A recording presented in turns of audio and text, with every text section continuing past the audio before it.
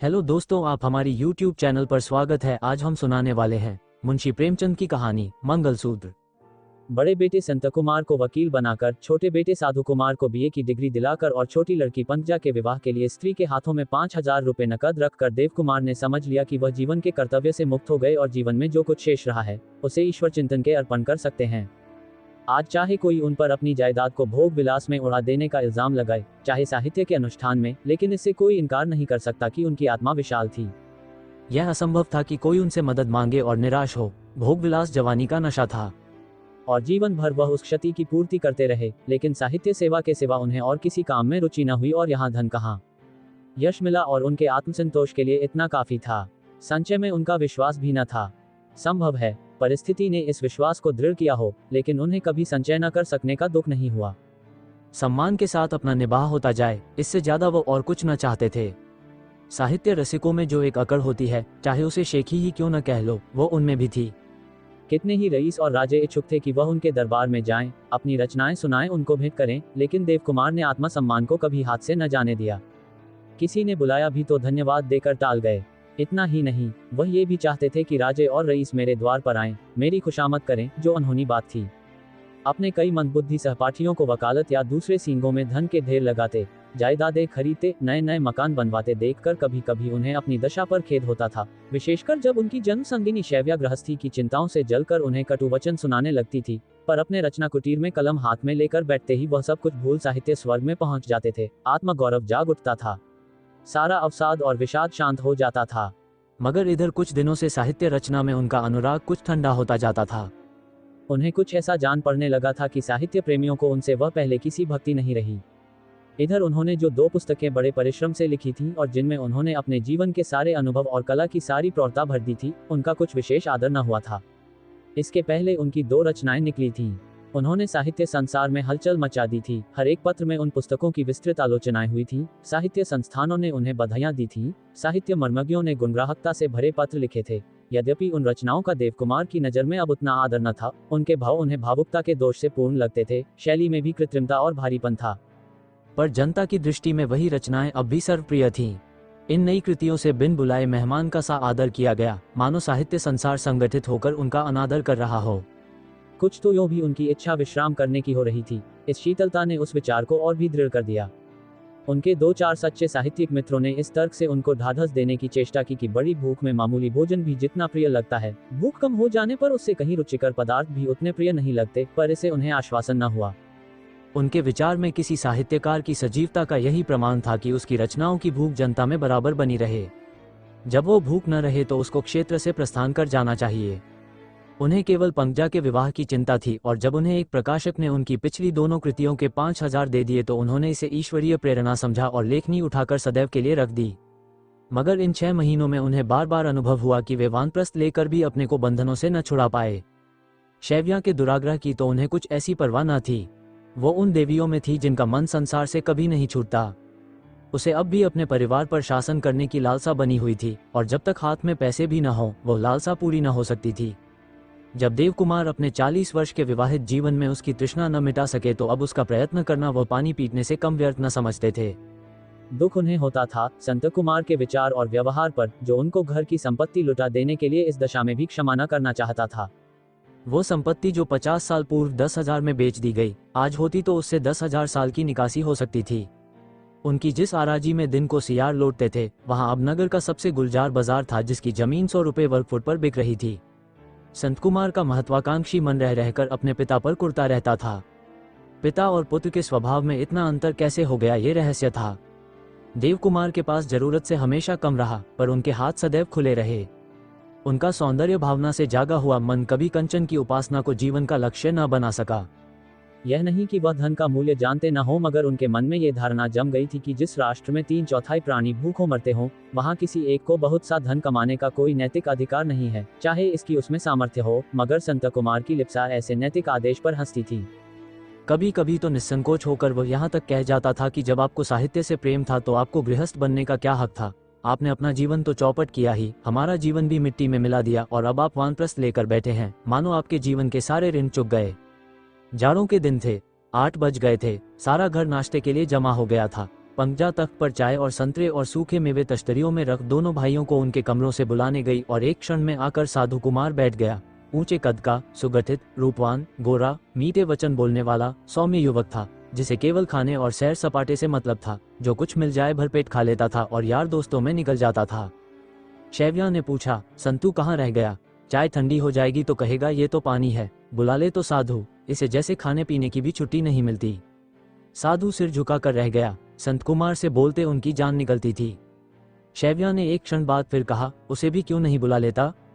साधु ने दबी जबान से कहा, नहीं, बिगड़ जाएंगे, सवेरे सवेरे तो मेरा सारा दिन खराब हो जाएगा। इतने में संत कुमार भी आ गया। शक्ल सूरत में छोटे भाई से मिलता जुलता, केवल शरीर का गठन उतना अच्छा न था। हाँ, मुख पर तेज और गर्व की झलक थी और मुख पर एक शिकायत सी बैठी हुई थी, जैसे कोई चीज उसे पसंद न आती हो। तख्त पर बैठकर चाय मुंह से लगाई और नाक सिकोड़कर बोले, तू क्यों नहीं आती? पंकजा और पुष्पा कहाँ है? मैं कितनी बार कह चुका कि नाश्ता खाना पीना सबका एक साथ होना चाहिए। शैव्या ने आंखें तरेर कर कहा, तुम लोग खा लो, ये सब पीछे खा लेंगी, कोई पंगत थोड़ी है कि सब एक साथ बैठे हैं।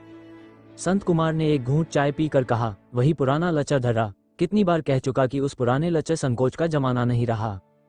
शैव्या ने मुंह बनाकर कहा, सब एक साथ तो बैठे, लेकिन पकाए कौन और परसे कौन? एक महाराज रखो पकाने के लिए, दूसरा परसने के लिए, तब वह ठाट निभेगा।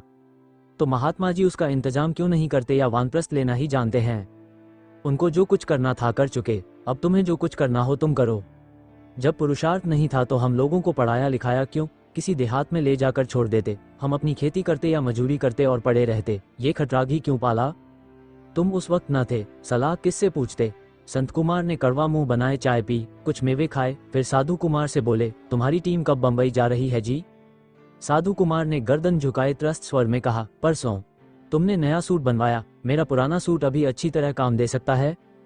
काम तो सूट के न रहने पर भी चल सकता है। हम लोग तो नंगे पांव धोती चढ़ाकर खेला करते थे, मगर जब एक ऑल इंडिया टीम में खेलने जा रहे हो तो वैसा ठाट भी तो होना चाहिए। फटेहालों जाने से तो कहीं अच्छा है न जाना। जब वहां लोग जानेंगे कि तुम महात्मा देव कुमार जी के सुपुत्र हो तो दिल में क्या कहेंगे? साधु कुमार ने कुछ जवाब न दिया, चुपचाप नाश्ता करके चला गया। वह अपने पिता की माली हालत जानता था और उन्हें संकट में न डालना चाहता था। अगर संत कुमार नए सूट की जरूरत समझते हैं तो बनवा क्यों नहीं देते? पिता के ऊपर भार डालने के लिए उसे क्यों मजबूर करते हैं? साधु चला गया तो शैव्या ने आहत कंठ से कहा, जब उन्होंने साफ साफ कह दिया कि अब मेरा घर से कोई वास्ता नहीं और सब कुछ तुम्हारे ऊपर छोड़ दिया, तो तुम क्यों उन पर गृहस्थी का भार डालते हो? अपने सामर्थ्य और बुद्धि के अनुसार जैसे हो सका उन्होंने अपनी उम्र काट दी। जो कुछ वह नहीं कर सके या उनसे जो चुके हुई उन पर फिक्र कसना तुम्हारे मुंह से अच्छा नहीं लगता। अगर तुमने इस तरह उन्हें सताया तो मुझे डर है वह घर छोड़कर कहीं अंतर्धान न हो जाएं। वह धन न कमा सके, पर इतना तो तुम जानते ही हो कि वह जहां भी जाएंगे लोग उन्हें सिर और आंखों पर लेंगे। शैव्या ने अब तक सदैव पति की भर्त्सना ही की थी। इस वक्त उसे उनकी वकालत करते देखकर संत कुमार मुस्करा पड़ा। बोला, अगर उन्होंने ऐसा इरादा किया तो उनसे पहले मैं अंतर्धान हो जाऊंगा। मैं ये भार अपने सिर नहीं ले सकता। उन्हें इसको संभालने में मेरी मदद करनी होगी। उन्हें अपनी कमाई लुटाने का पूरा हक था, लेकिन बाप दादों की जायदाद को लुटाने का उन्हें कोई अधिकार न था। इसका उन्हें प्रायश्चित करना पड़ेगा। वह जायदाद हमें वापस करनी होगी। मैं खुद भी कुछ कानून जानता हूँ, वकीलों मैजिस्ट्रेटों से भी सलाह कर चुका हूँ। जायदाद वापस ली जा सकती है। अब मुझे यही देखना है कि इन्हें अपनी संतान प्यारी है या अपना महात्मापन। ये कहता हुआ संत कुमार पंकजा से पान लेकर अपने कमरे में चला गया। संत कुमार की स्त्री पुष्पा बिल्कुल फूल सी है, सुंदर, नाजुक, हल्की फुल्की, लजाधुर, लेकिन एक नंबर की आत्माभिमानी है। एक एक बात के लिए वह कई कई दिन रूठी रह सकती है, और उसका रूठना भी सर्वथा नई डिजाइन का है। वह किसी से कुछ कहती नहीं, लड़ती नहीं, बिगड़ती नहीं, घर का सब काम काज उसी तन्मयता से करती है, बल्कि और ज्यादा एकाग्रता से। बस जिससे नाराज होती है उसकी ओर ताकती नहीं। वह जो कुछ कहेगा वह करेगी, वह जो कुछ पूछेगा जवाब देगी, वह जो कुछ मांगेगा उठाकर दे देगी, मगर बिना उसकी ओर ताके हुए। इधर कई दिन से वह संत कुमार से नाराज हो गई है और अपनी फिरी हुई आंखों से उसके सारे आघातों का सामना कर रही है। संत कुमार ने स्नेह के साथ कहा, आज शाम को चलना है ना? पुष्पा ने सिर नीचा करके कहा, जैसी तुम्हारी इच्छा। चलोगी ना? तुम कहते हो तो क्यों न चलूंगी। तुम्हारी क्या इच्छा है? मेरी कोई इच्छा नहीं है। आखिर किस बात पर नाराज हो? किसी बात पर नहीं। खैर न बोलो, लेकिन वह समस्या यूं चुप्पी साधने से हल न होगी। पुष्पा के इस निरीह अस्त्र ने संत कुमार को बौखला डाला था। वो खूब झगड़कर उस विवाद को शांत कर देना चाहता था, क्षमा मांगने पर तैयार था। वैसी बात अब फिर मुंह से न निकालेगा, लेकिन उसने जो कुछ कहा था वो उसे चिढ़ाने के लिए नहीं, एक यथार्थ बात को पुष्ट करने के लिए ही कहा था। उसने कहा था जो स्त्री पुरुष पर अवलंबित है उसे पुरुष की हुकूमत माननी पड़ेगी।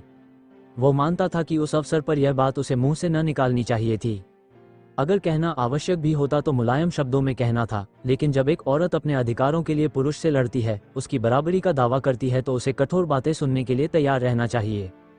इस वक्त भी वो इसीलिए आया था कि पुष्पा को कायल करे और समझाए कि मुंह फेर लेने से ही किसी बात का निर्णय नहीं हो सकता। वो इस मैदान को जीत कर यहाँ एक झंडा गाड़ देना चाहता था जिसमें इस विषय पर कभी विवाद न हो सके। तब से कितनी ही नई नई युक्तियां उसके मन में आ गई थीं, मगर जब शत्रु किले के बाहर निकले ही नहीं तो उस पर हमला कैसे किया जाए।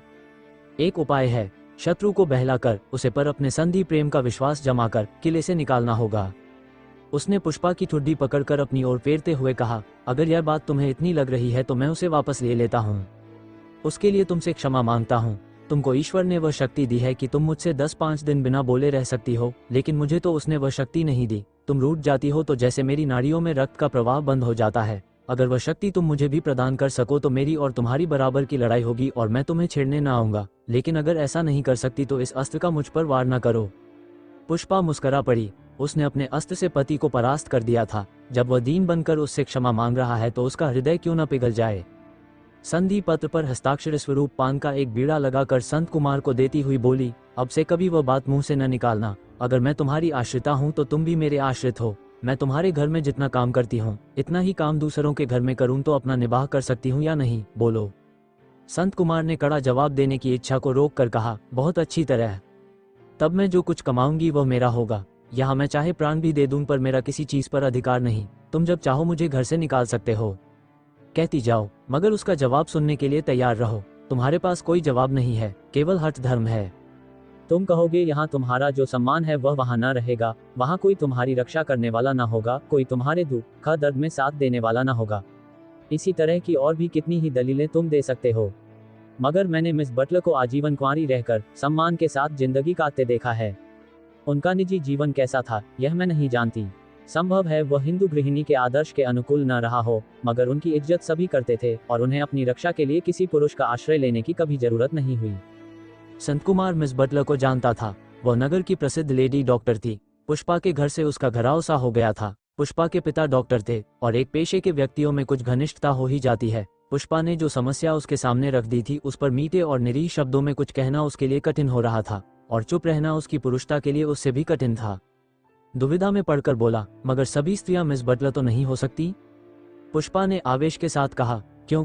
अगर वह डॉक्टरी पढ़कर अपना व्यवसाय कर सकती हैं तो मैं क्यों नहीं कर सकती?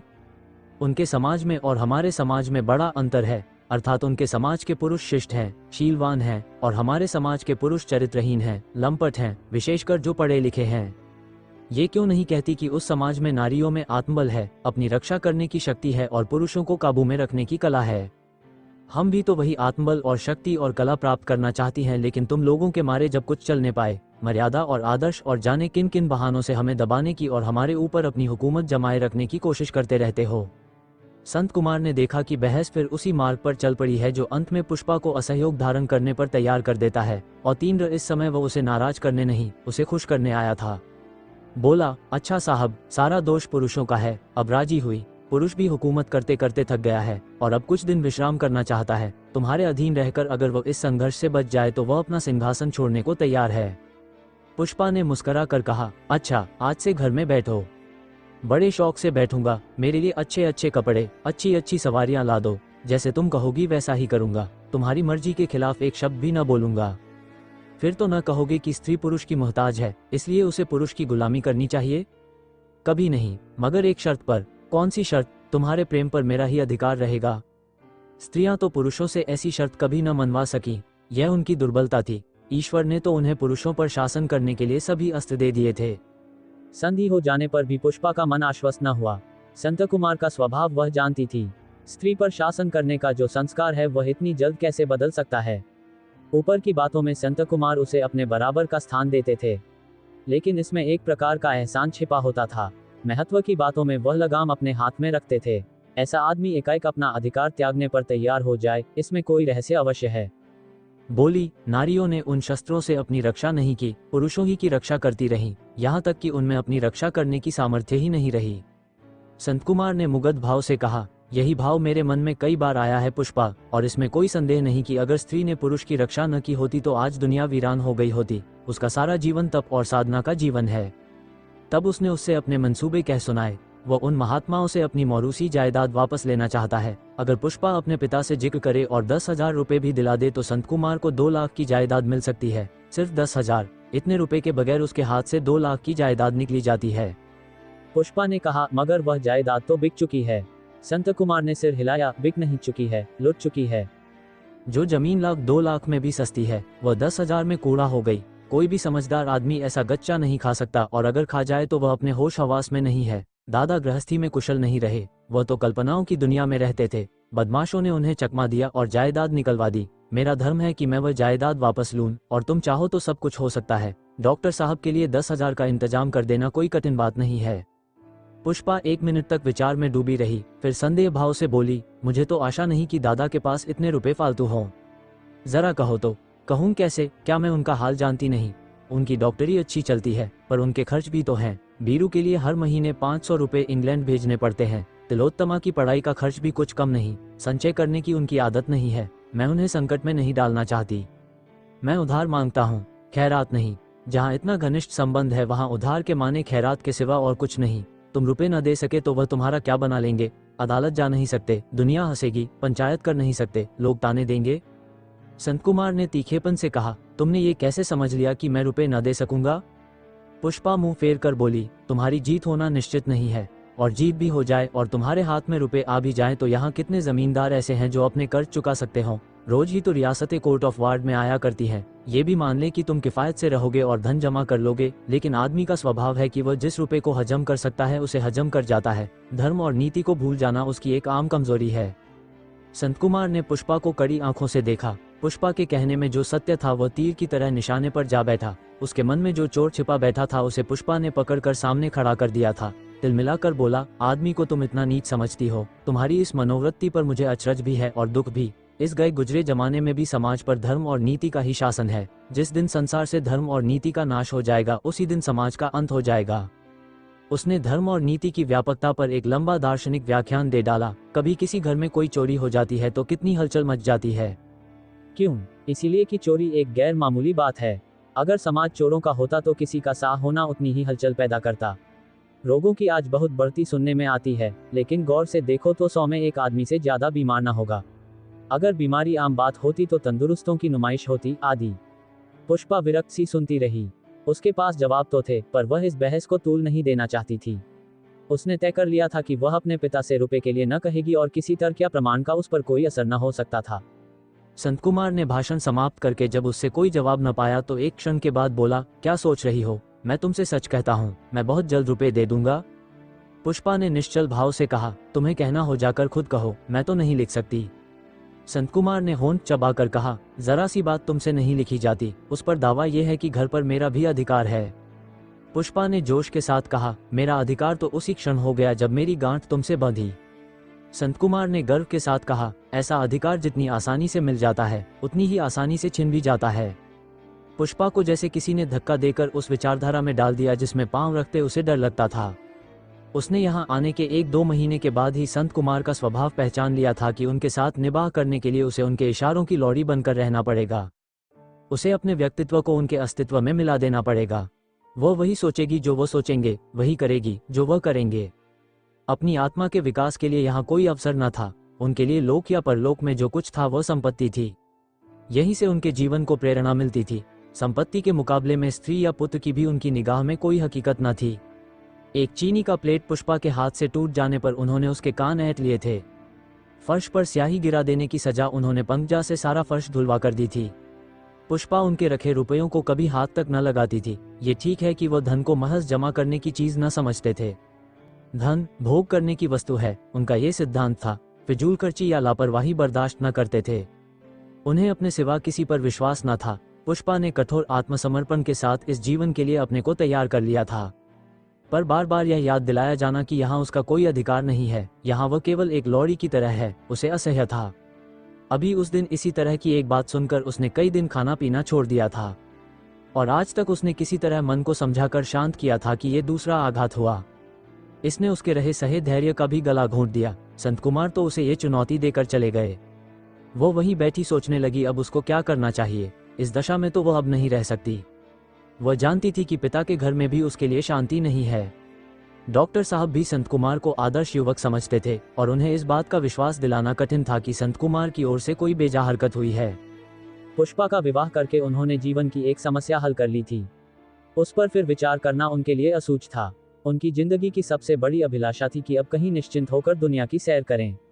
ये समय अब निकट आता जाता था।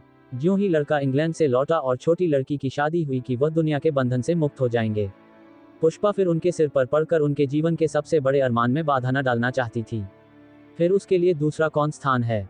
कोई नहीं। तो क्या इस घर में रहकर जीवन पर्यंत अपमान सहते रहना पड़ेगा? साधु कुमार आकर बैठ गया। पुष्पा ने चौंक कर पूछा, तुम बंबई कब जा रहे हो? साधु ने हिचकिचाते हुए कहा, जाना तो था कल, लेकिन मेरी जाने की इच्छा नहीं होती। आने जाने में सैकड़ों का खर्च है, घर में रुपए नहीं है, मैं किसी को सताना नहीं चाहता। बंबई जाने की ऐसी जरूरत ही क्या है? जिस मुल्क में 10 में 9 आदमी रोटियों को तरसते हों, वहाँ 10-20 आदमियों का क्रिकेट के व्यसन में पड़े रहना मूर्खता है। मैं तो नहीं जाना चाहता। पुष्पा ने उत्तेजित किया, तुम्हारे भाई साहब तो रुपए दे रहे हैं। साधु ने मुस्करा कर कहा, भाई साहब रुपए नहीं दे रहे हैं, मुझे दादा का गला दबाने को कह रहे हैं। मैं दादा को कष्ट नहीं देना चाहता। भाई साहब से कहना मत भाभी, तुम्हारे हाथ जोड़ता हूँ। पुष्पा उसकी इस नम्र सरलता पर हंस पड़ी। 22 साल का गर्विला युवक जिसने सत्याग्रह संग्राम में पढ़ना छोड़ दिया, 2 बार जेल हो आया, जेलर के कटु वचन सुनकर उसकी छाती पर सवार हो गया और इस उद्दंडता की सजा में 3 महीने काल कोठरी में रहा। वह अपने भाई से इतना डरता है मानो वह हुआ हो। बोली, मैं तो कह दूंगी। तुम नहीं कह सकती, इतनी निर्दय नहीं हो। पुष्पा प्रसन्न होकर बोली, कैसे जानते हो? चेहरे से। झूठे हो तो फिर इतना और कह देता हूँ कि आज भाई साहब ने तुम्हें भी कुछ कहा है। पुष्पा झेपती हुई बोली, बिल्कुल गलत। वह भला मुझे क्या कहते? अच्छा, मेरे सिर की कसम खाओ। कसम क्यों खाऊं? तुमने मुझे कभी कसम खाते देखा है? भैया ने कुछ कहा है जरूर, नहीं तुम्हारा मुंह इतना उतरा हुआ क्यों रहता? भाई साहब से कहने की हिम्मत नहीं पड़ती, वरना समझाता आप क्यों गड़े मुर्दे उखाड़ रहे हैं। जो जायदाद बिक गई उसके लिए अब दादा को कोसना और अदालत करना मुझे तो कुछ नहीं जचता। गरीब लोग भी तो दुनिया में हैं ही, या सब मालदार ही हैं? मैं तुमसे ईमान से कहता हूँ भाभी, मैं जब कभी धनी होने की कल्पना करता हूँ तो मुझे शंका होने लगती है कि न जाने मेरा मन क्या हो जाए। इतने गरीबों में धनी होना मुझे तो स्वार्थांधता सी लगती है। मुझे तो इस दशा में भी अपने ऊपर लज्जा आती है जब देखता हूँ कि मेरे ही जैसे लोग ठोकरें खा रहे हैं। हम तो दोनों वक्त चुपड़ी हुई रोटियां और दूध और सेब संतरे उड़ाते हैं, मगर 100 में 99 आदमी तो ऐसे भी है जिन्हें इन पदार्थों के दर्शन भी नहीं होते। आखिर हम में क्या सुरखापके पर लग गए हैं? पुष्पा इन विचारों की न होने पर भी साधु की निष्कपट सच्चाई का आदर करती थी। बोली, तुम इतना पढ़ते तो नहीं, ये विचार तुम्हारे दिमाग में कहाँ से आ जाते हैं? साधु ने उठकर कहा, शायद उस जन्म में भिखारी था। पुष्पा ने उसका हाथ पकड़कर बैठाते हुए कहा, मेरी देवरानी बेचारी गहने कपड़े को तरस जाएगी। मैं अपना ब्याह ही न करूंगा। मन में तो मना रहे होंगे कहीं से संदेशा आए। नहीं भाभी, तुमसे झूठ नहीं कहता। शादी का तो मुझे ख्याल भी नहीं आता। जिंदगी इसी के लिए है कि किसी के काम आए। जहाँ सेवकों की इतनी जरूरत है वहाँ कुछ लोगों को तो कुंवारे रहना ही चाहिए। कभी शादी करूंगा भी तो ऐसी लड़की से जो मेरे साथ गरीबी की जिंदगी बसर करने पर राजी हो और जो मेरे जीवन की सच्ची सहगामिनी बने। पुष्पा ने इस प्रतिज्ञा को भी हंसी में उड़ा दिया। पहले सभी युवक इसी तरह की कल्पना किया करते हैं, लेकिन शादी में देर हुई तो उपद्रव मचाना शुरू कर देते हैं। साधु कुमार ने जोश के साथ कहा, मैं उन युवकों में नहीं हूँ भाभी। अगर कभी मन चंचल हुआ तो जहर खा लूंगा। पुष्पा ने फिर कटाक्ष किया, तुम्हारे मन में तो बीबी पंकजा बसी हुई हैं। तुमसे कोई बात कहो तो तुम बनाने लगती हो, इसी से मैं तुम्हारे पास नहीं आता। अच्छा सच कहना, पंकजा जैसी बीबी पाओ तो विवाह करो या नहीं? साधु कुमार उठकर चला गया। पुष्पा रोकती रही पर वह हाथ छुड़ाकर भाग गया। इस आदर्शवादी, सरल प्रकृति, सुशील, सौम्य युवक से मिलकर पुष्पा का मुरझाया हुआ मन खिल उठता था। वह भीतर से जितनी भरी थी, बाहर से उतनी ही हल्की थी। संत कुमार से तो उसे अपने अधिकारों की प्रतिक्षण रक्षा करनी पड़ती थी। चौकन्ना रहना पड़ता था कि न जाने कब उसका वार हो जाए। शैव्या सदैव उस पर शासन करना चाहती थी और एक क्षण भी न भूलती थी कि वह घर की स्वामिनी है और हर एक आदमी को उसका यह अधिकार स्वीकार करना चाहिए। देव कुमार ने सारा भार संत कुमार पर डालकर वास्तव में शैव्या की गद्दी छीन ली थी। वह ये भूल जाती थी कि देव कुमार के स्वामी रहने पर ही वो घर की स्वामिनी रही। अब वो माने की देवी थी जो केवल अपने आशीर्वादों के बल पर ही पूछ सकती है। मन का ये संदेह मिटाने के लिए वो सदैव अपने अधिकारों की परीक्षा लेती रहती थी। ये चोर किसी बीमारी की तरह उसके अंदर जड़ पकड़ चुका था और असली भोजन को न पचा सकने के कारण उसकी प्रकृति चटोरी होती जाती थी। पुष्पा उनसे बोलते डरती थी, उनके पास जाने का साहस न होता था। रही पंकजा, उसे काम करने का रोग था। उसका काम ही उसका विनोद, मनोरंजन सब कुछ था। शिकायत करना उसने सीखा ही न था, बिल्कुल देवकुमार का सा स्वभाव पाया था। कोई चार बात कह दे, सिर झुका कर सुन लेगी, मन में किसी तरह का द्वेष या मलाल न आने देगी। सवेरे से 10-11 बजे रात तक उसे दम मारने की मोहलत न थी। अगर किसी के कुर्ते के बटन टूट जाते हैं तो पंकजा टाँकेगी। किसके कपड़े कहाँ रखे हैं ये रहस्य पंकजा के सिवा और कोई न जानता था। और इतना काम करने पर भी वो पढ़ने और बेल बूटे बनाने का समय भी न जाने कैसे निकाल लेती थी। घर में जितने तकिए थे सबों पर पंकजा की कलाप्रियता के चिन्ह अंकित थे। मेजों के मेजपोश, कुर्सियों के गद्दे, संदूकों के गिलाफ सब उसकी कलाकृतियों से रंजित थे। रेशम और मखमल के तरह तरह के पक्षियों और फूलों के चित्र बनाकर उसने फ्रेम बना लिए थे जो दीवान खाने की शोभा बढ़ा रहे थे, और उसे गाने बजाने का शौक भी था। सितार बजा लेती थी और हारमोनियम तो उसके लिए खेल था। हाँ, किसी के सामने गाते बजाते शर्माती थी। इसके साथ ही वो स्कूल भी जाती थी और उसका शुमार अच्छी लड़कियों में था। 15 रुपया महीना उसे वजीफा मिलता था। उसके पास इतनी फुर्सत न थी कि पुष्पा के पास घड़ी 2 घड़ी के लिए आ बैठे और हंसी मजाक करे। उसे हंसी मजाक आता भी न था, न मजाक समझती थी, न उसका जवाब देती थी। पुष्पा को अपने जीवन का भार हल्का करने के लिए साधु ही मिल जाता था। पति ने तो उल्टे उस पर और अपना बोझ ही लाद दिया था। साधु चला गया तो पुष्पा फिर उसी ख्याल में डूबी कैसे अपना बोझ उठाए। इसीलिए तो पतिदेव उस पर यह रोब जमाते हैं, जानते हैं कि इसे चाहे जितना सताओ कहीं जा नहीं सकती, कुछ बोल नहीं सकती। हाँ, उनका ख्याल ठीक है, उसे विलास वस्तुओं से रुचि है। वह अच्छा खाना चाहती है, आराम से रहना चाहती है। एक बार वह विलास का मोह त्याग दे और त्याग करना सीख ले, फिर उस पर कौन रोब जमा सकेगा। फिर वो क्यों किसी से दबेगी।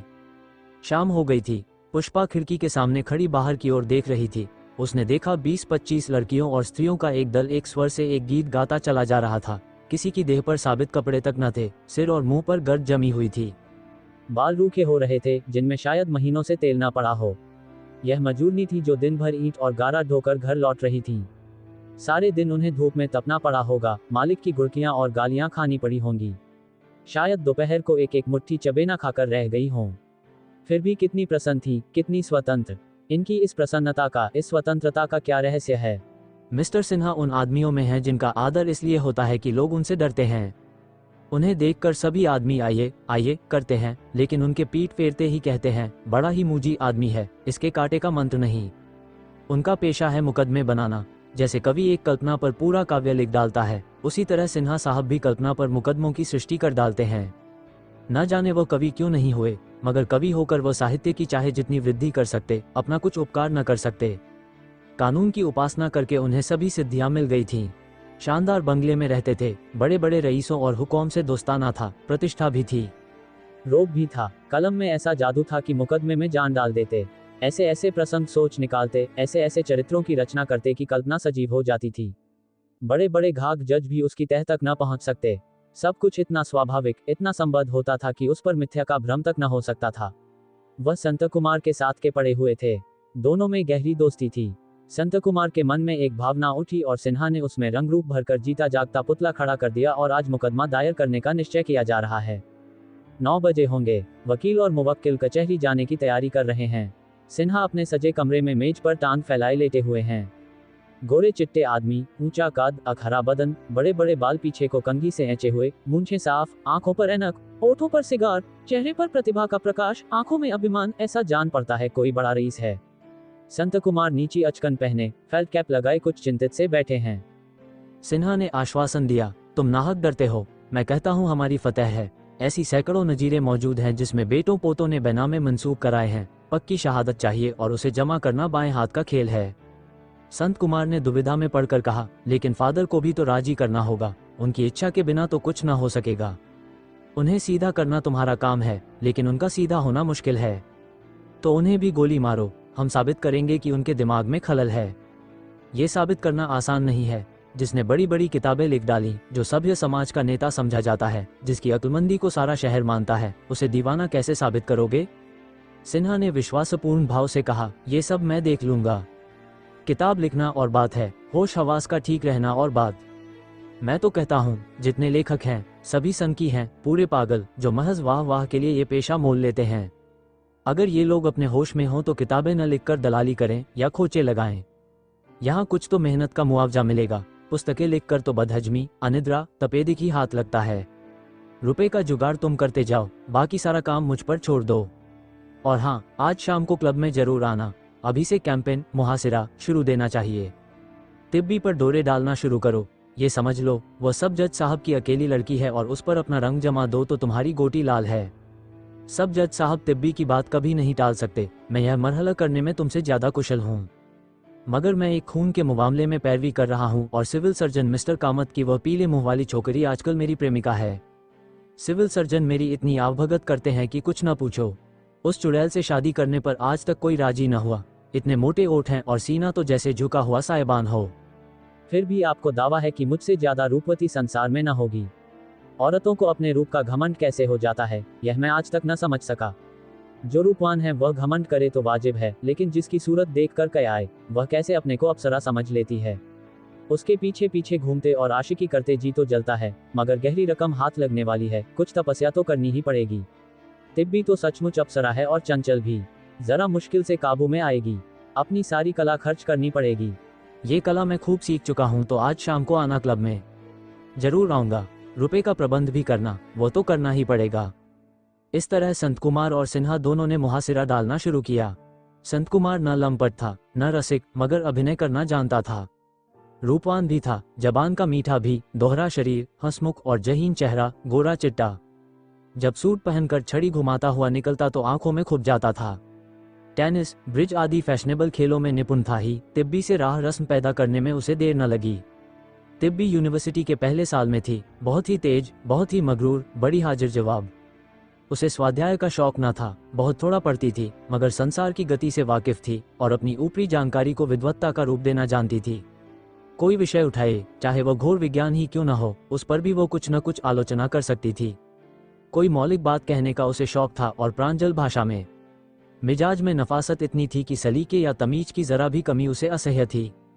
उसके यहाँ कोई नौकर या नौकरानी न ठहरने पाती थी। दूसरों पर कड़ी आलोचना करने में उसे आनंद आता था और उसकी निगाह इतनी तेज थी कि किसी स्त्री या पुरुष में जरा भी कुरुचि या भूंडापन देखकर वह भौहों से या ओठों से अपना मनोभाव प्रकट कर देती थी।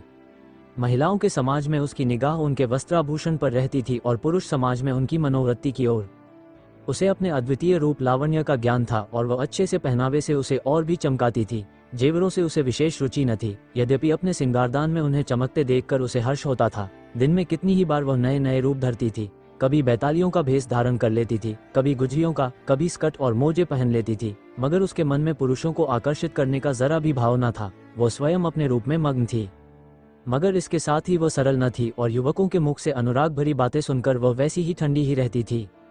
इस व्यापार में साधारण रूप प्रशंसा के सिवा उसके लिए और कोई महत्व न था और युवक किसी तरह प्रोत्साहन न पाकर निराश हो जाते थे। मगर संत कुमार की रसिकता में उसे अंतःज्ञान से कुछ रहस्य, कुछ कुशलता का आभास मिला। अन्य युवकों में उसने जो असंयम, जो उग्रता, जो विह्वलता देखी थी, उसका यहाँ नाम भी न था। संत कुमार के प्रत्येक व्यवहार में संयम था, विधान था, सचेतता थी। इसलिए वह उनसे सतर्क रहती थी और उनके मनोरहस्यों को पढ़ने की चेष्टा करती थी। संत कुमार का संयम और विचारशीलता ही उसे अपनी जटिलता के कारण अपनी ओर खींचती थी।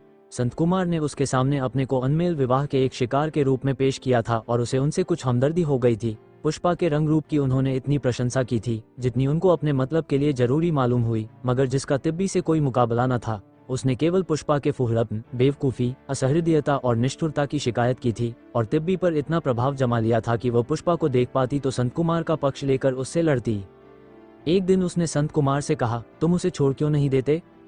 संत कुमार ने हसरत के साथ कहा, छोड़ कैसे दूं मिस त्रिवेणी, समाज में रहकर समाज के कानून तो मानने ही पड़ेंगे। फिर पुष्पा का इसमें क्या कसूर है? उसने तो अपने आप को नहीं बनाया, ईश्वर ने या संस्कारों ने या परिस्थितियों ने जैसा बनाया वैसी बन गई। मुझे ऐसे आदमियों से जरा भी सहानुभूति नहीं जो ढोल को इसलिए पीटे कि वह गले पड़ गई है। मैं चाहती हूँ वह ढोल को गले से निकालकर किसी खंदक में फेंक दें। मेरा बस चले तो मैं खुद उसे निकाल कर फेंक दूं। संत कुमार ने अपना जादू चलते हुए देखकर मन में प्रसन्न होकर कहा, लेकिन उसकी क्या हालत होगी, ये तो सोचो। तिब्बी अधीर होकर बोली, तुम्हें ये सोचने की जरूरत ही क्या है? अपने घर चली जाएगी या कोई काम करने लगेगी या अपने स्वभाव के किसी आदमी से विवाह कर लेगी। संत कुमार ने कहा, मारा, तिब्बी यथार्थ और कल्पना में भेद भी नहीं समझती, कितनी भोली है। फिर उदारता के भाव से बोले, ये बड़ा टेढ़ा सवाल है कुमारी जी। समाज की नीति कहती है कि चाहे पुष्पा को देखकर रोज मेरा खून ही क्यों न जलता रहे और एक दिन मैं इसी शौक में अपना गला क्यों न काट लूं, लेकिन उससे कुछ नहीं हो सकता। छोड़ना तो असंभव है। केवल एक ही ऐसा आक्षेप है जिस पर मैं उसे छोड़ सकता हूँ, यानी उसकी बेवफाई। लेकिन पुष्पा में और चाहे जितने दोष हों, ये दोष नहीं है। संध्या हो गई थी। तिब्बी ने नौकर को बुलाकर बाग में गोल चबूतरे पर कुर्सियां रखने को कहा और बाहर निकल आई। नौकर ने कुर्सियां निकाल कर रख दी और मानो ये काम समाप्त करके जाने को हुआ। तिब्बी ने डांट कर कहा, कुर्सियां साफ क्यों नहीं की? देखता नहीं उन पर कितनी गर्द पड़ी हुई है। मैं तुझसे कितनी बार कह चुकी, मगर तुझे याद ही नहीं रहती। बिना जुर्माना किए तुझे याद ना आएगी। नौकर ने कुर्सियां पोंछ पोंछ कर साफ कर दी और फिर जाने को हुआ। तिब्बी ने फिर डांटा, तू बार बार भागता क्यों है? मेजें रख दी, टी टेबल क्यों नहीं लाया? चाय क्या तेरे सिर पर पिएंगे? उसने बूढ़े नौकर के दोनों कान गरमा दिए और धक्का देकर बोली, बिल्कुल गावदी है, निरा पोंगा, जैसे दिमाग में गोबर भरा हुआ है।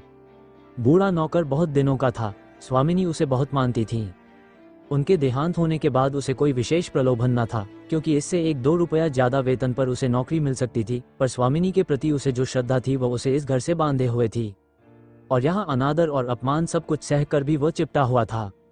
सब जज साहब भी उसे डांटते रहते थे, पर उनके डांटने का उसे दुख न होता था। वो उम्र में उसके जोड़ के थे, लेकिन त्रिवेणी को तो उसने गोद खिलाया था। अब वही तिब्बी उसे डांटती थी और मारती भी थी। इससे उसके शरीर को जितनी चोट लगती थी, उससे कहीं ज्यादा उसके आत्माभिमान को लगती थी। उसने केवल 2 घरों में नौकरी की थी। दोनों ही घरों में लड़कियां भी थीं, बहुएं भी थीं। सब उसका आदर करती थीं। बहुएं तो उससे लजाती थीं। अगर उससे कोई बात बिगड़ भी जाती तो मन में रख लेती थीं। उसकी स्वामिनी तो आदर्श महिला थी। उसे कभी कुछ न कहा। बाबूजी कभी कुछ कहते तो उसका पक्ष लेकर उनसे लड़ती थी। और ये लड़की बड़े छोटे का जरा भी लिहाज नहीं करती। लोग कहते हैं पढ़ने से अक्ल आती है। यही है वह अक्ल। उसके मन में विद्रोह का भाव उठा, क्यों यह अपमान सहे? जो लड़की उसकी अपनी लड़की से भी छोटी हो, उसके हाथों क्यों अपनी मूंछें नुचवाए? अवस्था में भी अभिमान होता है जो संचित धन के अभिमान से कम नहीं होता। वह सम्मान और प्रतिष्ठा को अपना अधिकार समझता है और उसकी जगह अपमान पाकर मर्माहत हो जाता है। घूरे ने टी टेबल लाकर रख दी, पर आंखों में विद्रोह भरे हुए था। तिब्बी ने कहा, जाकर बैराई से कह दो 2 प्याले चाय दे जाए। घूरे चला गया और बैराई को ये हुक्म सुनाकर अपनी एकांत कुटी में जाकर खूब रोया। आज स्वामिनी होती तो उसका अनादर क्यों होता। बैराई ने चाय मेज पर रख दी। तिब्बी ने प्याली संत कुमार को दी और विनोद भाव से बोली, तो अब मालूम हुआ कि औरतें ही पतिव्रता नहीं होती, मर्द भी पत्नी व्रत वाले होते हैं। संत कुमार ने एक घूंट पीकर कहा, कम से कम इसका स्वांग तो करते ही हैं। मैं इसे नैतिक दुर्बलता कहती हूँ। जिसे प्यारा कहो, दिल से प्यारा कहो, नहीं प्रकट हो जाए। मैं विवाह को प्रेम बंधन के रूप में देख सकती हूँ। धर्म बंधन या रिवाज बंधन तो मेरे लिए असह्य हो जाए। उस पर भी तो पुरुषों पर आक्षेप किए जाते हैं। तिब्बी चौंकी। ये जातिगत प्रश्न हुआ जा रहा है। अब उसे अपनी जाति का पक्ष लेना पड़ेगा। तो क्या आप मुझसे यह मनवाना चाहते हैं कि सभी पुरुष देवता होते हैं? आप भी जो वफादारी कर रहे हैं वह दिल से नहीं, केवल लोकनिंदा के भय से। मैं इसे वफादारी नहीं कहती। बिच्छू के डंक तोड़कर आप उसे बिल्कुल निरीह बना सकते हैं, लेकिन इससे बिच्छुओं का जहरीलापन तो नहीं जाता। संत कुमार ने अपनी हार मानते हुए कहा, अगर मैं भी यही कहूं कि अधिकतर नारियों का पतिव्रत भी लोकनिंदा का भय है तो आप क्या कहेंगी? तिब्बी ने प्याला मेज पर रखते हुए कहा, मैं इसे कभी न स्वीकार करूंगी। क्यों? इसलिए कि मर्दों ने स्त्रियों के लिए और कोई आश्रय छोड़ा ही नहीं। पतिव्रत उनके अंदर इतना कूट कूट कर भरा गया है कि अब अपना व्यक्तित्व रहा ही नहीं। वह केवल पुरुष के आधार पर जी सकती है, उसका स्वतंत्र कोई अस्तित्व ही नहीं। बिन ब्याहा पुरुष चैन से खाता है, विहार करता है और मूंछों पर ताव देता है। बिन ब्याही स्त्री रोती है, कल्पती है और अपने को संसार का सबसे अभागा प्राणी समझती है। ये सारा मर्दों का अपराध है।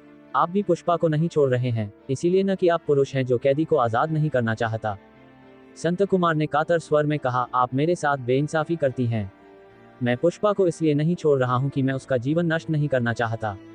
अगर मैं आज उसे छोड़ दूं तो शायद औरों के साथ आप भी मेरा तिरस्कार करेंगी। तिब्बी मुस्कुराई, मेरी तरफ से आप निश्चिंत रहिए। मगर एक ही क्षण के बाद उसने गंभीर होकर कहा, लेकिन मैं आपकी कठिनाइयों का अनुमान कर सकती हूँ। मुझे आपके मुंह से ये शब्द सुनकर कितना संतोष हुआ। मैं वास्तव में आपकी दया का पात्र हूँ और शायद कभी मुझे इसकी जरूरत पड़े। आपके ऊपर मुझे सचमुच दया आती है। क्यों न एक दिन उनसे किसी तरह मेरी मुलाकात करा दीजिए, शायद मैं उन्हें रास्ते पर ला सकूं।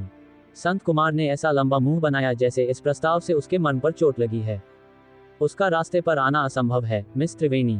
वह उल्टे आप ही के ऊपर आक्षेप करेगी और आपके विषय में न जाने कैसी दुष्कल्पनाएं कर बैठेगी। और मेरा तो घर में रहना मुश्किल हो जाएगा। तिब्बी का साहसिक मन गर्म हो उठा, तब तो मैं उससे जरूर मिलूंगी। तो शायद आप यहाँ भी मेरे लिए दरवाजा बंद कर देंगी। ऐसा क्यों? बहुत मुमकिन है वह आपकी सहानुभूति पा जाए और आप उसकी हिमायत करने लगें। तो क्या आप चाहते हैं मैं आपको एक तरफा डिग्री दे दूं? मैं केवल आपकी दया और हमदर्दी चाहता हूँ, आपसे अपनी मनोव्यथा कहकर दिल का बोझ हल्का करना चाहता हूँ। उसे मालूम हो जाए कि मैं आपके यहाँ आता जाता हूँ तो एक नया किस्सा खड़ा कर दे। तिब्बी ने सीधे व्यंग्य किया, तो आप उससे इतना डरते क्यों हैं? डरना तो मुझे चाहिए, संत कुमार ने और गहरे में जाकर कहा, मैं आपके लिए ही डरता हूँ, अपने लिए नहीं। तिब्बी निर्भयता से बोली, जी नहीं, आप मेरे लिए न डरिए। मेरे जीते जी मेरे पीछे आप पर कोई शुबहा हो यह मैं नहीं देख सकता। आपको मालूम है मुझे भावुकता पसंद नहीं। ये भावुकता नहीं, मन के सच्चे भाव हैं। मैंने सच्चे भाव वाले युवक बहुत कम देखे। दुनिया में सभी तरह के लोग होते हैं, अधिकतर शिकारी किस्म के। स्त्रियों में तो वेश्याएं ही शिकारी होती हैं, पुरुषों में तो सिरे से सभी शिकारी होते हैं। जी नहीं, उनमें अपवाद भी बहुत हैं। स्त्री रूप नहीं देखती, पुरुष जब गिरेगा रूप पर, इसीलिए उस पर भरोसा नहीं किया जा सकता। मेरे यहाँ कितने ही रूप के उपासक आते हैं, शायद इस वक्त भी कोई साहब आ रहे हों। मैं रूपवती हूँ, इसमें नम्रता का कोई प्रश्न नहीं, मगर मैं नहीं चाहती कोई मुझे केवल रूप के लिए चाहे। संत कुमार ने धड़कते हुए मन से कहा, आप उनमें मेरा तो शुमार नहीं करती। तिब्बी ने तत्परता के साथ कहा, आपको तो मैं अपने चाहने वालों में समझती ही नहीं। संत कुमार ने माथा झुकाकर कहा, यह मेरा दुर्भाग्य है। आप दिल से नहीं कह रहे हैं, मुझे कुछ ऐसा लगता है कि आपका मन नहीं पाती। आप उन आदमियों में हैं जो हमेशा रहस्य रहते हैं।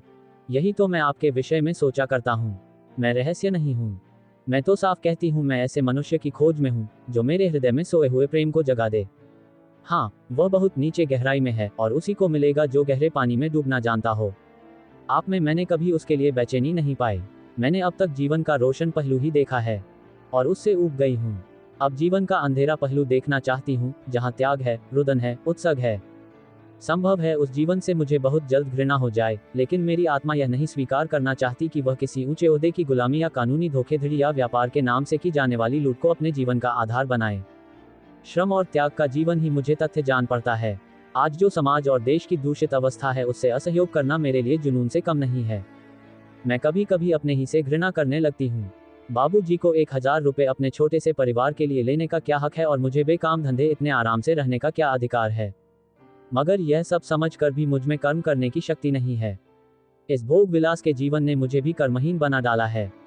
और मेरे मिजाज में अमीरी कितनी है ये भी आपने देखा होगा। मेरे मुंह से बात निकलते ही अगर पूरी ना हो जाए तो मैं बावली हो जाती हूँ। बुद्धि का मन पर कोई नियंत्रण नहीं है। जैसे शराबी बार बार हराम करने पर शराब नहीं छोड़ सकता, वही दशा मेरी है। उसी की भांति मेरी इच्छाशक्ति बेजान हो गई है। तिब्बी के प्रतिभावान मुखमंडल पर प्रायः चंचलता झलकती रहती थी। उससे दिल की बात कहते संकोच होता था, क्योंकि शंका होती थी कि वह सहानुभूति के साथ सुनने के बदले फप्तियां कसने लगेगी। पर इस वक्त ऐसा जान पड़ा उसकी आत्मा बोल रही है। उसकी आंखें आर्द्र हो गई थीं। मुख पर एक निश्चिंत नम्रता और कोमलता खिल उठी थी।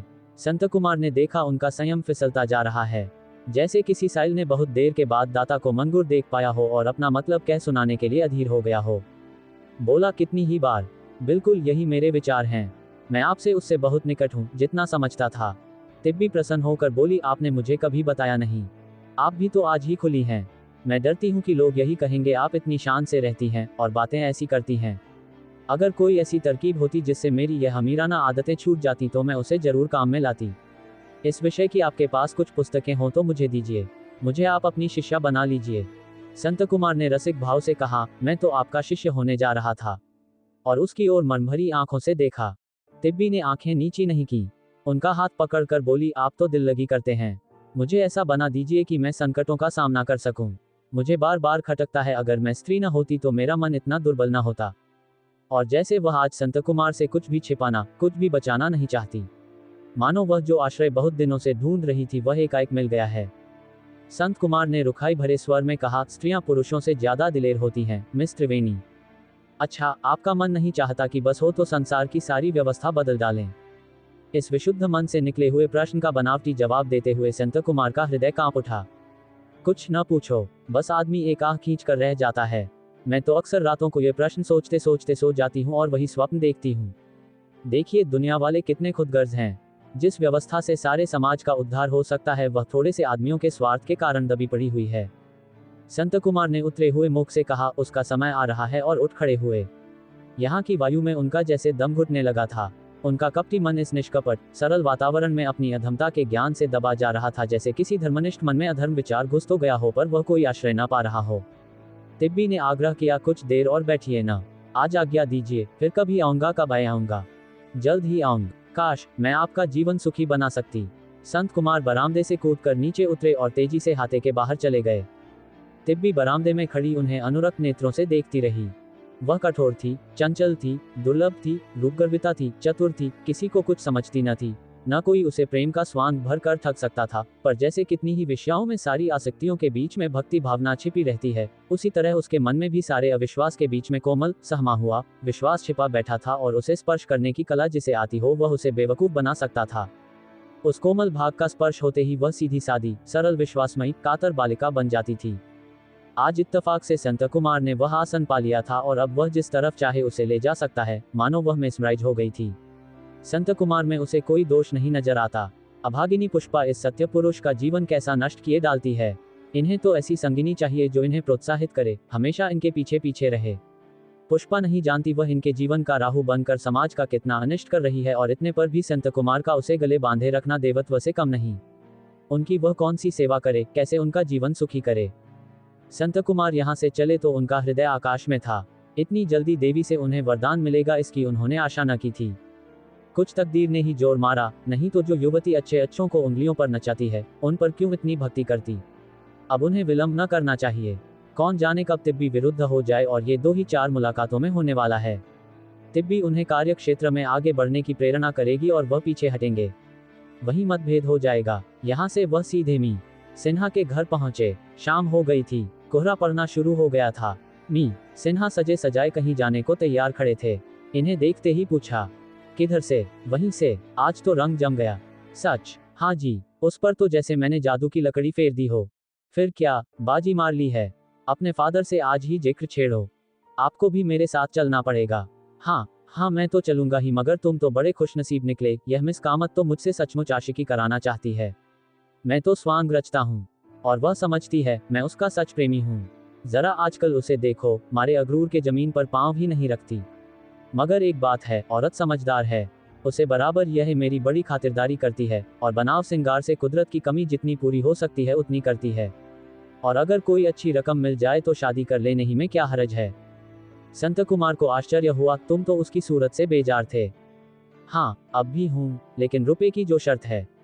डॉक्टर साहब 20-25 हजार मेरी नजर कर दें, शादी कर लूँ। शादी कर लेने से मैं उसके हाथ में बिका तो नहीं जाता। दूसरे दिन दोनों मित्रों ने देव कुमार के सामने सारे मंसूबे रख दिए। देव कुमार को एक क्षण तक तो अपने कानों पर विश्वास न हुआ। उन्होंने स्वच्छंद, निर्भीक, निष्कपट जिंदगी व्यतीत की थी। कलाकारों में एक तरह का जो आत्माभिमान होता है, उसने सदैव उनको ढा ढस दिया था। उन्होंने तकलीफें उठाई थीं, फाके भी किए थे, अपमान सहे थे, लेकिन कभी अपनी आत्मा को कलुषित न किया था। जिंदगी में कभी अदालत के द्वार तक ही नहीं गए। बोले, मुझे खेद होता है कि तुम मुझसे ये प्रस्ताव कैसे कर सके, और इससे ज्यादा दुख इस बात का है कि ऐसी कुटिल चाल तुम्हारे मन में आई क्यों कर। संत कुमार ने निस्संकोच भाव से कहा, जरूरत सब कुछ सिखा देती है। स्वरक्षा प्रकृति का पहला नियम है। वह जायदाद जो आपने 20 हजार में दे दी, आज 2 लाख से कम की नहीं है। वह 2 लाख की नहीं, 10 लाख की हो, मेरे लिए वह आत्मा को बेचने का प्रश्न है। मैं थोड़े से रुपयों के लिए अपनी आत्मा नहीं बेच सकता। दोनों मित्रों ने एक दूसरे की ओर देखा और मुस्कुराए। कितनी पुरानी दलील है, और कितनी लच। आत्मा जैसी चीज है कहाँ? और जब सारा संसार धोखेधड़ी पर चल रहा है तो आत्मा कहाँ रही? अगर 100 रुपए कर्ज देकर 1000 वसूल करना अधर्म नहीं है, अगर 1 लाख नीमजान फाकेकश मजदूरों की कमाई पर एक सेठ का चयन करना अधर्म नहीं है, तो एक पुरानी कागजी कार्रवाई को रद्द कराने का प्रयत्न क्यों अधर्म हो? संत कुमार ने तीखे स्वर में कहा, अगर आप इसे आत्मा का बेचना कहते हैं तो बेचना पड़ेगा। इसके सिवा दूसरा उपाय नहीं है। और आप इस दृष्टि से इस मामले को देखते ही क्यों है? धर्म वह है जिससे समाज का हित हो, अधर्म वह है जिससे समाज का अहित हो। इससे समाज का कौन सा अहित हो जाएगा, यह आप बता सकते हैं? देव कुमार ने सतर्क होकर कहा, समाज अपनी मर्यादाओं पर टिका हुआ है। उन मर्यादाओं को तोड़ दो और समाज का अंत हो जाएगा। दोनों तरफ से शास्त्रार्थ होने लगे। देव कुमार मर्यादाओं और सिद्धांतों और धर्म बंधनों की आड़ ले रहे थे, पर इन दोनों नौजवानों की दलीलों के सामने उनकी एक न चलती थी। वह अपनी सफेद दाढ़ी पर हाथ फेर फेर कर और खलवौट सिर खुजा खुजा कर जो प्रमाण देते थे, उसको ये दोनों युवक चुटकी बजाते धुन डालते थे, धुनक कर उड़ा देते थे। सिन्हा ने निर्दयता के साथ कहा, बाबूजी, आप न जाने किस जमाने की बातें कर रहे हैं। कानून से हम जितना फायदा उठा सकें, हमें उठाना चाहिए। उन दफों का मंशा ही यह है कि उनसे फायदा उठाया जाए। अभी आपने देखा, जमींदारों की जान महाजनों से बचाने के लिए सरकार ने कानून बना दिया है, और कितनी मिल्कियतें जमींदारों को वापस मिल गईं। क्या आप इसे अधर्म कहेंगे? व्यवहारिकता का अर्थ यही है कि हम इन कानूनी साधनों से अपना काम निकालें। मुझे कुछ लेना देना नहीं, न मेरा कोई स्वार्थ है। संत कुमार मेरे मित्र हैं और इसी वास्ते मैं आपसे ये निवेदन कर रहा हूँ। माने या न माने, आपको अख्तियार है। देव कुमार ने लाचार होकर कहा, तो आखिर तुम लोग मुझे क्या करने को कहते हो? कुछ नहीं, केवल इतना ही कि हम जो कुछ करें आप उसके विरुद्ध कोई कार्रवाई न करें। मैं सत्य की हत्या होते नहीं देख सकता। संत कुमार ने आंखें निकालकर उत्तेजित स्वर में कहा, तो फिर आपको मेरी हत्या देखनी पड़ेगी। सिन्हा ने संत कुमार को डांटा, क्या फजूल की बातें करते हो संत कुमार? बाबूजी को 2-4 दिन सोचने का मौका दो। तुम अभी किसी बच्चे के बाप नहीं हो। तुम क्या जानो बाप को बेटा कितना प्यारा होता है। वह भी कितना ही विरोध करें, लेकिन जब नालिश दायर हो जाएगी तो देखना वह क्या करते हैं। हमारा दावा यही होगा कि जिस वक्त आपने ये बैनामा लिखा, आपके होश हवास ठीक न थे, और अब भी आपको कभी कभी जुनून का दौरा हो जाता है। हिंदुस्तान जैसे गर्म मुल्क में यह मर्ज बहुतों को होता है, और आपको भी हो गया तो कोई आश्चर्य नहीं। हम सिविल सर्जन से इसकी तस्दीक करा देंगे। देव कुमार ने हिकारत के साथ कहा, मेरे जीते जी यह धांधली नहीं हो सकती। हरगिज नहीं। मैंने जो कुछ किया सोच समझकर और परिस्थितियों के दबाव से किया। मुझे उसका बिल्कुल अफसोस नहीं है। अगर तुमने इस तरह का कोई दावा किया तो उसका सबसे बड़ा विरोध मेरी ओर से होगा, मैं कहे देता हूँ। और वह आवेश में आकर कमरे में टहलने लगे। संत कुमार ने भी खड़े होकर धमकाते हुए कहा, तो मेरा भी आपको चैलेंज है, या तो आप अपने धर्म ही की रक्षा करेंगे या मेरी। आप फिर मेरी सूरत न देखेंगे। मुझे अपना धर्म, पत्नी और पुत्र सबसे प्यारा है। सिन्हा ने संत कुमार को आदेश किया, तुम आज दरखास्त दे दो कि आपके होश हवास में फर्क आ गया और मालूम नहीं आप क्या कर बैठे। आपको हिरासत में ले लिया जाए। देव कुमार ने मुट्ठी तानकर क्रोध के आवेश में पूछा, मैं पागल हूँ? जी हाँ, आप पागल हैं। आपके होश बजा नहीं हैं। ऐसी बातें पागल ही किया करते हैं। पागल वही नहीं है जो किसी को काटने दौड़े। आम आदमी जो व्यवहार करते हो उसके विरुद्ध व्यवहार करना भी पागलपन है। तुम दोनों खुद पागल हो। इसका फैसला तो डॉक्टर करेगा। मैंने 20 पुस्तकें लिख डाली, हजारों व्याख्यान दे डाले, यह पागलों का काम है। जी हाँ, ये पक्के सिरफिरों का काम है। कल ही आप इस घर में रस्सियों से बांध लिए जाएंगे। तुम मेरे घर से निकल जाओ, नहीं तो मैं गोली मार दूंगा। बिल्कुल पागलों की सी धमकी। संत कुमार, उस दरखास्त में ये भी लिख देना कि आपकी बंदूक छीन ली जाए, वरना जान का खतरा है। और दोनों मित्र उठ खड़े हुए। देव कुमार कभी कानून के जाल में न फंसे थे। प्रकाशकों और बुकसेलरों ने उन्हें बारहा धोखे दिए, मगर उन्होंने कभी कानून की शरण न ली। उनके जीवन की नीति थी, आप भला तो जग भला, और उन्होंने हमेशा इस नीति का पालन किया था, मगर वह दब्बू या डरपोक न थे। खासकर सिद्धांत के मामले में तो वह समझौता करना जानते ही न थे।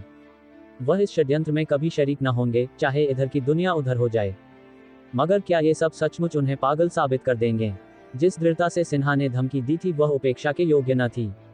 उसकी ध्वनि से तो ऐसा मालूम होता था कि वह इस तरह के दांव पेंच में अभ्यस्त है, और शायद डॉक्टरों को मिलाकर सचमुच उन्हें सनकी साबित कर दे। उनका आत्माभिमान गरज उठा, नहीं, वह सत्य की शरण न लेंगे, चाहे इसके लिए उन्हें कुछ भी सहना पड़े। डॉक्टर भी क्या अंधा है? उनसे कुछ पूछेगा, कुछ बातचीत करेगा, या यूं ही कलम उठाकर उन्हें पागल लिख देगा। मगर कहीं ऐसा तो नहीं है कि उनके होश हवास में फितूर पड़ गया हो। होश, वह भी इन छोकरों की बातों में आए जाते हैं। उन्हें अपने व्यवहार में कोई अंतर नहीं दिखाई देता। उनकी बुद्धि सूर्य के प्रकाश की भांति निर्मल है। कभी नहीं, वह इन लौंडों के धौंस में न आएंगे। लेकिन यह विचार उनके हृदय को मत रहा था कि संत कुमार की यह मनोवृत्ति कैसे हो गई। उन्हें अपने पिता की याद आती थी। वह कितने सौम्य, कितने सत्यनिष्ठ थे। उनके ससुर वकील जरूर थे, पर कितने धर्मात्मा पुरुष थे। अकेले कमाते थे और सारी गृहस्थी का पालन करते थे। 5 भाइयों और उनके बाल बच्चों का बोझा खुद संभाले हुए थे। क्या मजाल कि अपने बेटे बेटियों के साथ उन्होंने किसी तरह का पक्षपात किया हो। जब तक बड़े भाई को भोजन न करा लें खुद न खाते थे। ऐसे खानदान में संत कुमार जैसा दगाबाज कहां से धंस पड़ा। उन्हें कभी ऐसी कोई बात याद न आती थी जब उन्होंने अपनी नीयत बिगाड़ी हो। लेकिन ये बदनामी कैसे सही जाएगी? वह अपने ही घर में जब जागृति न ला सके तो एक प्रकार से उनका सारा जीवन नष्ट हो गया। जो लोग उनके निकटतम संसर्ग में थे, जब उन्हें वह आदमी न बना सके तो जीवन पर्यंत की साहित्य सेवा से किसका कल्याण हुआ? और जब यह मुकदमा दायर होगा उस वक्त वह किसे मुंह दिखा सकेंगे? उन्होंने धन न कमाया, पर यश तो संचय किया ही। क्या वह भी उनके हाथ से छिन जाएगा? उनको अपने संतोष के लिए इतना भी न मिलेगा। ऐसी आत्मवेदना उन्हें कभी न हुई थी। शैव्या से कहकर वह उसे भी क्यों दुखी करें, उसके कोमल हृदय को क्यों चोट पहुंचाएं। वह सब कुछ खुद झेल लेंगे, और दुखी होने की बात भी क्यों हो। जीवन तो अनुभूतियों का नाम है, ये भी एक अनुभव होगा, जरा इसकी भी सैर कर लें। ये भाव आते ही उनका मन हल्का हो गया। घर में जाकर पंकजा से चाय बनाने को कहा। शैव्या ने पूछा, संत कुमार क्या कहता था। उन्होंने सहज मुस्कान के साथ कहा, कुछ नहीं, वही पुराना खबत। तुमने तो हामी नहीं भरी ना। देवकुमार स्त्री से एकात्मता का अनुभव करके बोले, कभी नहीं। न जाने इसके सिर यह भूत कैसे सवार हो गया। सामाजिक संस्कार हैं और क्या, इसके ये संस्कार क्यों ऐसे हो गए। साधु भी तो है, पंकजा भी तो है, दुनिया में क्या धर्म ही नहीं। मगर कसरत ऐसे ही आदमियों की है, ये समझ लो। उस दिन से देवकुमार ने सैर करने जाना छोड़ दिया। दिन रात घर में मुंह छिपाए बैठे रहते, जैसे सारा कलंक उनके माथे पर लगा हो। नगर और प्रांत के सभी प्रतिष्ठित विचारवान आदमियों से उनका दोस्ताना था, सब उनकी सज्जनता का आदर करते थे। मानो वह मुकदमा दायर होने पर भी शायद कुछ न कहेंगे, लेकिन उनके अंतर में जैसे चोर सा बैठा हुआ था। वह अपने अहंकार में अपने को आदमियों की भलाई बुराई का जिम्मेदार समझते थे। पिछले दिनों जब सूर्य ग्रहण के अवसर पर साधु कुमार ने बड़ी हुई नदी में कूदकर एक डूबते हुए आदमी की जान बचाई थी, उस वक्त उन्हें उससे कहीं ज्यादा खुशी हुई थी जितनी खुद सारा यश पाने से होती। उनकी आंखों में आंसू भर आए थे, ऐसा लगा था मानो उनका मस्तक कुछ ऊंचा हो गया है, मानो मुख पर तेज आ गया है। वही लोग जब संत कुमार की चितकबरी आलोचना करेंगे तो वह कैसे सुनेंगे। इस तरह एक महीना गुजर गया और संत कुमार ने मुकदमा दायर न किया। उधर सिविल सर्जन को गांठना था, इधर मी मलिक को शहादतें भी तैयार करनी थी। इन्हीं तैयारियों में सारा दिन गुजर जाता था, और रुपए का इंतजाम भी करना ही था। देवकुमार सहयोग करते तो ये सबसे बड़ी बाधा हट जाती, पर उनके विरोध ने समस्या को और जटिल कर दिया था। संत कुमार कभी कभी निराश हो जाता, कुछ समझ में न आता क्या करे। दोनों मित्र देवकुमार पर दांत पीस पीस कर रह जाते। संत कुमार कहता, जी चाहता है इन्हें गोली मार दूं, मैं इन्हें अपना बाप नहीं शत्रु समझता हूँ। सिन्हा समझाता, मेरे दिल में तो भाई उनकी इज्जत होती है। अपने स्वार्थ के लिए आदमी नीचे से नीचा काम कर बैठता है, पर त्यागियों और सत्यवादियों का आदर तो दिल में होता ही है। न जाने तुम्हें उन पर कैसे गुस्सा आता है। जो व्यक्ति सत्य के लिए बड़े से बड़ा कष्ट सहने को तैयार हो वह पूजने के लायक है। ऐसी बातों से मेरा जी न जलाओ सिन्हा, तुम चाहते तो वह हजरत अब तक पागलखाने में होते। मैं न जानता था तुम इतने भावुक हो। उन्हें पागलखाने भेजना इतना आसान नहीं जितना तुम समझते हो, और इसकी कोई जरूरत भी तो नहीं। हम ये साबित करना चाहते हैं कि जिस वक्त बैनामा हुआ वह अपने होश हवास में न थे। इसके लिए शहादतों की जरूरत है, वह अब भी उसी दशा में हैं।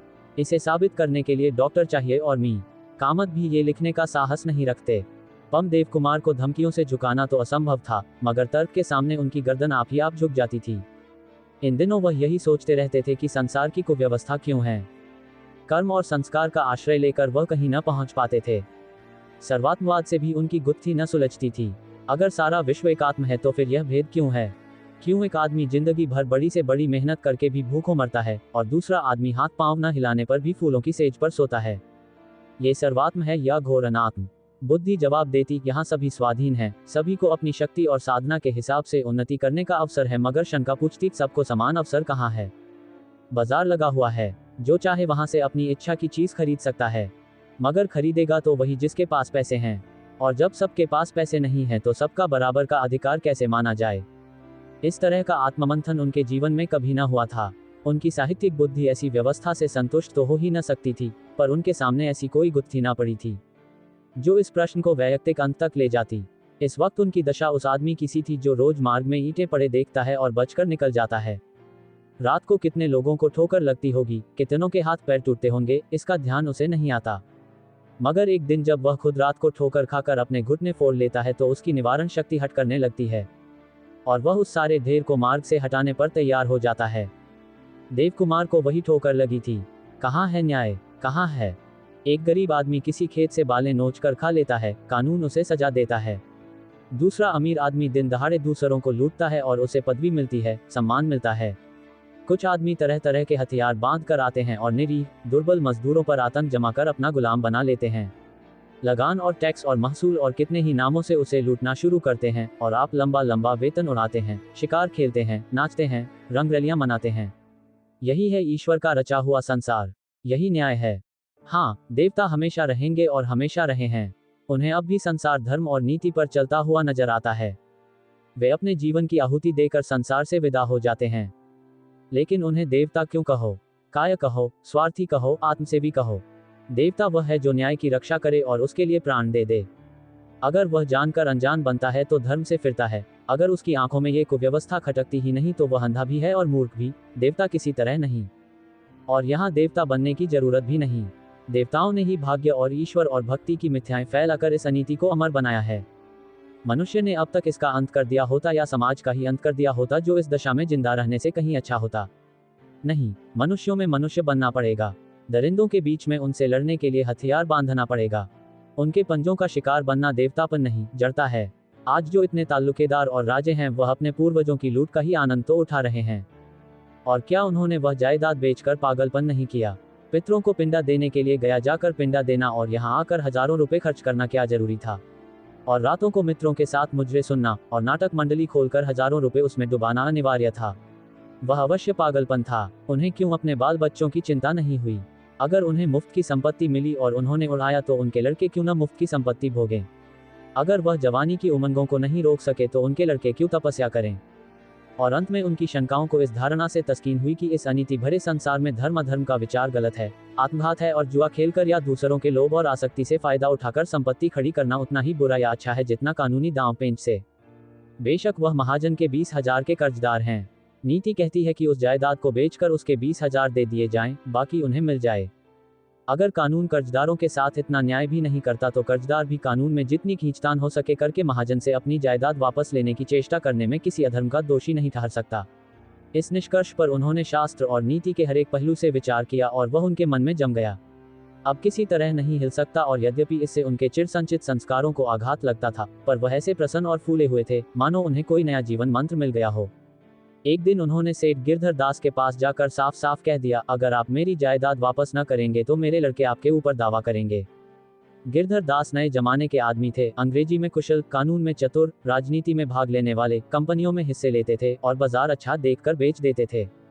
एक शक्कर का मिल खुद चलाते थे। सारा कारोबार अंग्रेजी ढंग से करते थे। उनके पिता सेठ मक्कूलाल भी यही सब करते थे, पर पूजा पाठ, दान दक्षिणा से प्रायश्चित करते रहते थे। गिरधर दास पक्के जड़वादी थे, हर एक काम व्यापार के कायदे से करते थे। कर्मचारियों का वेतन पहली तारीख को देते थे, मगर बीच में किसी को जरूरत पड़े तो सूद पर रुपए देते थे। मक्कूलाल जी साल साल भर वेतन न देते थे, पर कर्मचारियों को बराबर पेशगी देते रहते थे। हिसाब होने पर उनको कुछ देने के बदले कुछ मिल जाता था। मक्कूलाल साल में 2-4 बार अफसरों को सलाम करने जाते थे, डालियां देते थे, जूते उतार कर कमरे में जाते थे और हाथ बांधे खड़े रहते थे। चलते वक्त आदमियों को 2-4 रुपए इनाम दे आते थे।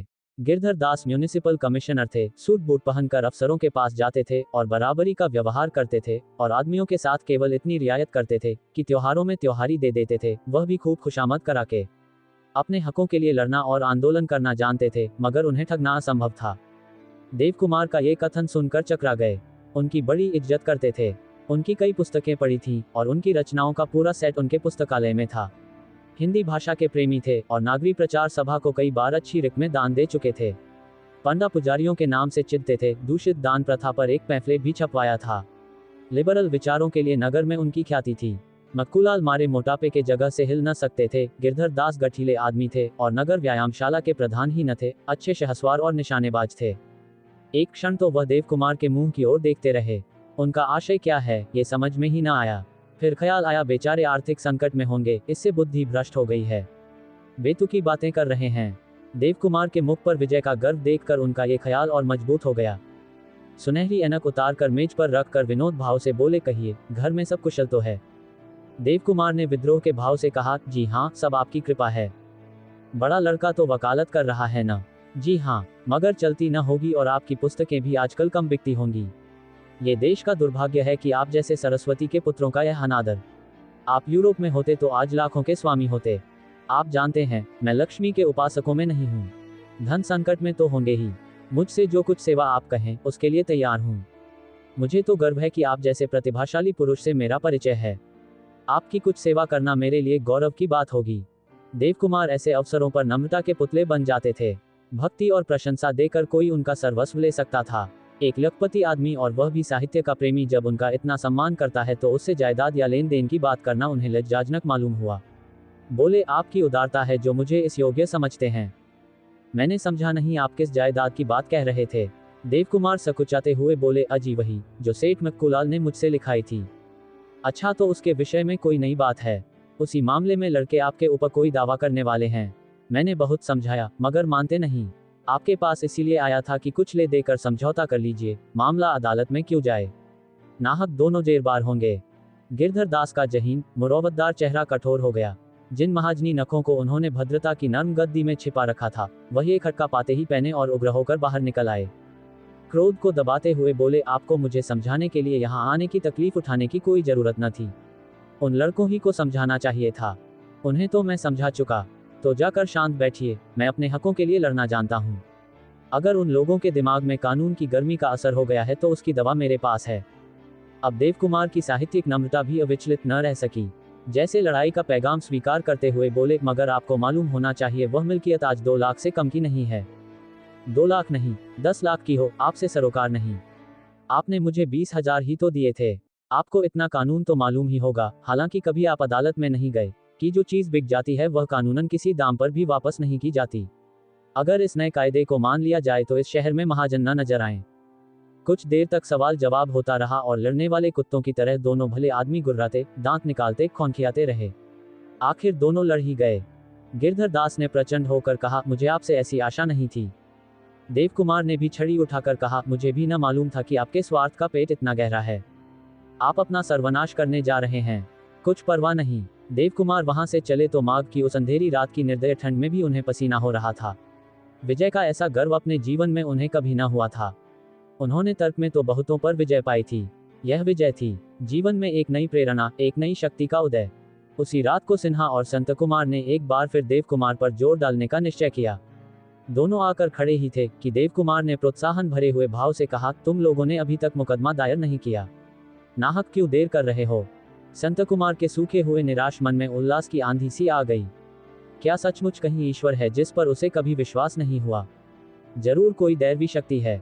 भीख मांगने आए थे, वरदान मिल गया। बोला, आप ही की अनुमति का इंतजार था। मैं बड़ी खुशी से अनुमति देता हूँ। मेरे आशीर्वाद तुम्हारे साथ हैं। उन्होंने गिरधर दास से जो बातें हुई वह कह सुनाई।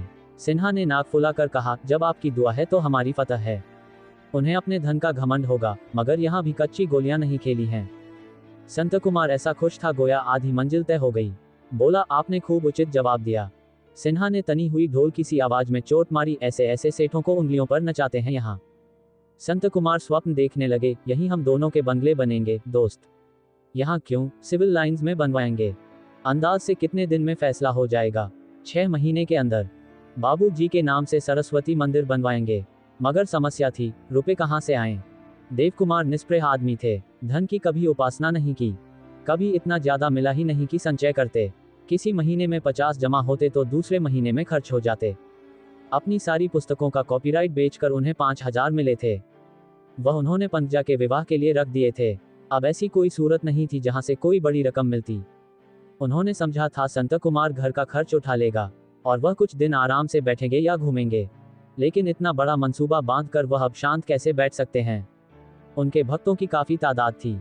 2-4 राजे भी उनके भक्तों में थे जिनकी यह पुरानी लालसा थी कि देवकुमार जी उनके घर को अपने चरणों से पवित्र करें और वह अपनी श्रद्धा उनके चरणों में अर्पण करें। मगर देवकुमार थे कि कभी किसी दरबार में कदम नहीं रखा, अब अपने प्रेमियों और भक्तों से आर्थिक संकट का रोना रो रहे थे और खुले शब्दों में सहायता की याचना कर रहे थे। वह आत्मगौरव जैसे किसी कब्र में सो गया हो। और शीघ्र ही इसका परिणाम निकला।